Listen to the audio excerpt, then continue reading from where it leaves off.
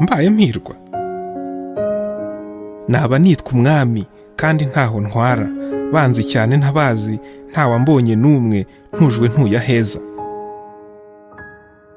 Sinaba nyitwa muhire, utsindwa atanarwanye, utagira ijambo niwe, mpuguza abantu zikera, mbuguza imari bukwavu. Ntacyo najya ntinya, kabone n'ibyo ndeba, nanjye ubwanjye ntakwiye, nkundwa ntazi impamvu, ntacyo nkora gihomba. Najya ndota mpanga, bugacya byogeye hose, n'ibifaranga umurundo, ndi umuhanga mu bandi, n'umuco bwawe unyeza.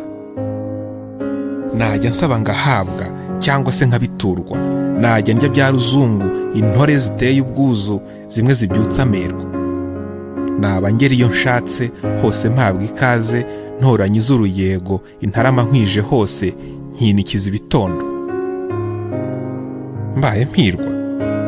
Mbaye mpirwa nkamwe mwese, ntunze impano imwe ibaha ijambo ikahabajyana, iy'ubu ntarota n'irya nino nitwa inzare, mbega mpesha inzira abo nshaka. Naba umwanda ukwiye u Rwanda, ndera izo mpinga mvunya ibikomba, amanywa y'ihangwa nsaba gutuza, ngo mirakuka ntagwa mu matsa, nkaho ahubwo ntaho ndajya. Nayazonga amasoko yose, namwe mwanga nkayakukumba, iby'amafiyeri nkabiti wanyu, ndekeza inshyashya ndasa mu cyico, ureke amagambo avugwa biraho. Naba mbaye mutarutinya, ndi ikirenge kigera ibwami, kitahajyanye ibigwi igihimba, ibya rubanda ariyo magenza, nkurizwa ineza ureke ubunyanda.